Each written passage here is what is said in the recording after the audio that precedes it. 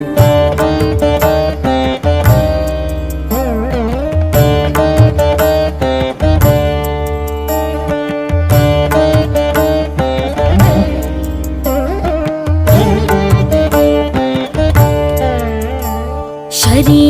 सुरूपं तथा वा कलत्रं यशश्चारुचित्रं धनं मेरुतुल्यं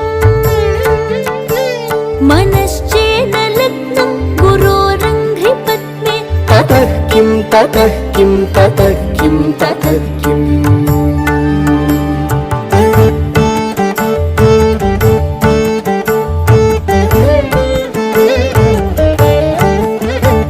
कलत्रं धनं पुत्रपौत्रादि सर्वं गृहं बान्धव सर्वमेतद्धि जातम् मनश्चेन्न लग्नं गुरोरङ्घ्रिपत्नी ततः किं ततः किं ततः किं ततः किम्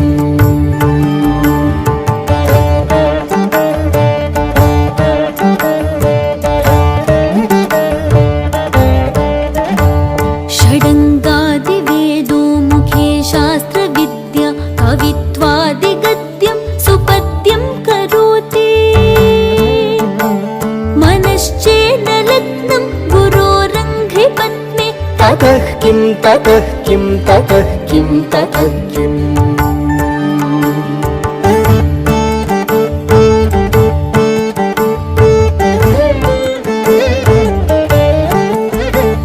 विदेशेषु मान्यः स्वदेशेषु धन्यः सदाचारवृत्तेषु मत्तो न चान्यः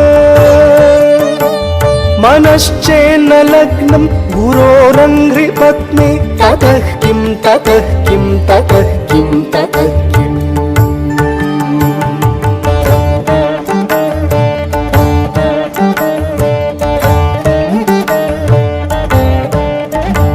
क्षमामण्डले भूपभूपालवृन्दै सदा सेवितं यस्य पादारविन्दम् मनश्चेन लग्नं गुरोरङ्घ्रिपद्मे ततः किं ततः किं ततः किं ततः किम्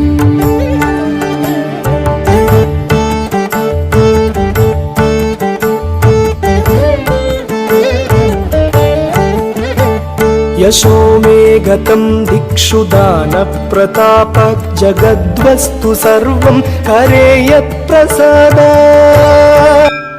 ॐ श्री गुरुभ्यो नमः।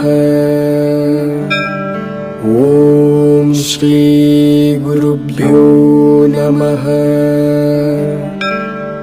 ॐ श्री गुरुभ्यो नमः।